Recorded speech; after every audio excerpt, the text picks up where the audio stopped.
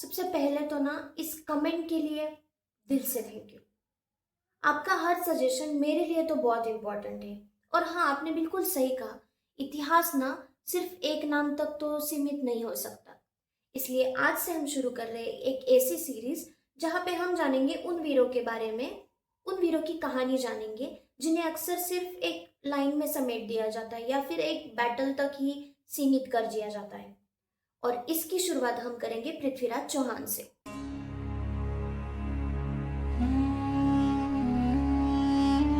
जब भी हम पृथ्वीराज चौहान का नाम सुनते हैं तो हमें याद आती है पहली तराइन की लड़ाई, जहां में वो जीते थे, और दूसरी तराइन की लड़ाई जहां पे उनकी हार हुई थी मोहम्मद घोरी से।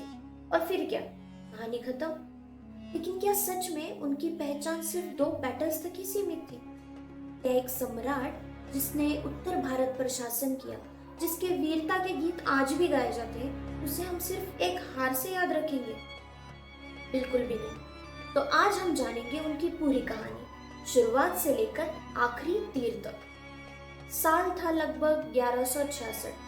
अजमेर के राजमहल में जन्म हुआ एक ऐसे राजकुमार का जो आगे चलकर इतिहास बन गया। पिता सोमेश्वर, वंश चौहान। कम उम्र में ही इन्हें गद्दी संभालनी पड़ी थी, लेकिन ये कोई साधारण बालक तो नहीं थे। घुड़सवारी, तलवारबाजी, धनुर्विद्या, हर कला में निपुण थे। और उनके साथ थे उनके मित्र और दरबार कवि चांद बरदाई। कहते हैं पृथ्वीराज शब्दभेदी बाण चला सकते थे, यानी आवाज सुनकर निशाना साध सकते थे। गद्दी संभालते ही उन्हें अपने ही रिश्तेदार नागार्जुन के विद्रोह का सामना करना पड़ा था। कम उम्र में ही उन्होंने इस विद्रोह को कुचल दिया था। जिस उम्र में लोग सिर्फ शासन चलाना सीखते हैं, उस उम्र में पृथ्वीराज चौहान जो है वो विद्रोह दबा रहे थे। इतना ही नहीं, उन्होंने बुंदेलखंड क्षेत्र में चंदेल शासकों के खिलाफ भी अभियान चलाया था।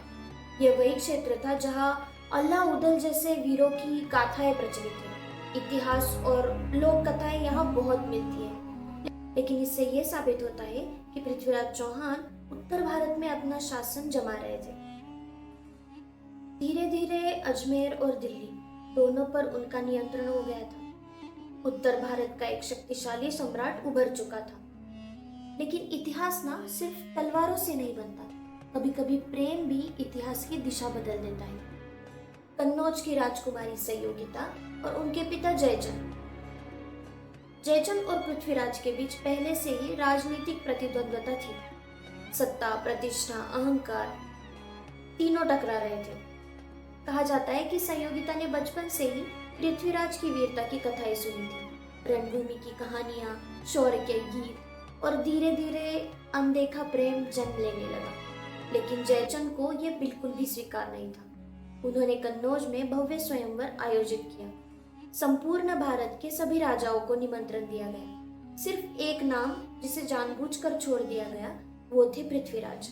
सिर्फ इतना ही नहीं, उनका अपमान करने के लिए स्वयंवर के द्वार पर पृथ्वीराज की एक प्रतिमा रखवाई गई, जैसे कोई द्वारपाल हो। दरबार सजा हुआ था, राजा बैठे थे, नगाड़े बज रहे थे। संयोगिता हाथ में वरमाला लिए सभा में प्रवेश करती है। एक एक कर राजाओं को देखती है, लेकिन उसकी नजर किसी और को ही खोज रही थी। और फिर वह दरवाजे की ओर बढ़ती है। पूरा दरबार स्तब्ध था। वो मूर्ति के सामने रुकी और मूर्ति को वरमाला पहना दी। उसी क्षण घोड़ों के टापों की आवाज गूंजती है। स्वयंवर सभा में हलचल मच जाती है। दरवाजे पर खड़े स्वयं पृथ्वीराज, वो आगे बढ़ते हैं, संयोगिता को साथ लेते हैं और तेजी से कन्नौज से निकल जाते हैं। पीछे रह जाता है क्रोधित जयचंद और शुरू होती है एक नई शत्रुता। इतिहासकारों में इस घटना को लेकर मतभेद है। ये कथा मुख्य रूप से काव्य ग्रंथों और लोक परंपराओं में ही मिलती है, लेकिन इसने पृथ्वीराज की लोक प्रसिद्धि को अमर कर दिया था। तराइन का मैदान, राजपूतों का शौर्य और तुर्की सेना की रणनीति। आमने सामने थे पृथ्वीराज चौहान और मोहम्मद घोरी। युद्ध भयंकर था। कई सूत्रों के अनुसार घोरी घायल हो गए थे।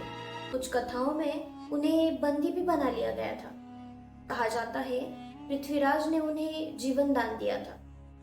कभी कभी दया इतिहास की सबसे महंगी गलती बन जाती है, और वही हुआ। घोरी वापस आ गया, इस बार पूरी तैयारी के साथ। रात में हमला हुआ, घुड़सवार, तीरंदाज, लगातार छोटे छोटे वार किए गए। राजपूत सेना अपनी पारंपरिक शैली से लड़ी, सामने से वीरता के साथ। लेकिन इस बार इतिहास ने करवट ली। पृथ्वीराज चौहान पराजित हुए और यहीं से दिल्ली सल्तनत की शुरुआत हुई। लोक कथाएं कहती है कि उन्हें अंधा कर दिया गया था। दरबार में मौजूद था मोहम्मद घोरी और भीड़ में खड़े थे चांद बरदाई। घोरी ने उनका उपहास किया और कहा कि अब चलाओ अपना शब्द बेदीबान। तभी चांद बरदाई की आवाज गूंजी, 4 बाज 24 गज, अंगुल अष्ट प्रमाण, ता ऊपर सुल्तान है, मत चूको चौहान। एक राजा जिनकी आंखें निकाल ली गई है, वो सिर्फ अपने आवाज पर भरोसा करते हुए। धनुष ताना गया और एक तीर छूटा। कहते हैं तीर सीधा सुल्तान को जा लगा था। इतिहासकारों में इस घटना को लेकर काफी मतभेद है। यह कथा मुख्य रूप से काव्य ग्रंथों और लोक कथाओं में ही मिलती है, लेकिन सच चाहे जो भी हो, पृथ्वीराज चौहान आज भी वीरता का प्रतीक है। अगर आप चाहते हैं कि ऐसे ही वीरों की कहानी मैं आपके सामने पेश करती रहूं, तो चैनल को सब्सक्राइब जरूर करें। और हाँ, अगली कहानी आपको और भी ज्यादा चौंकाने वाली होगी।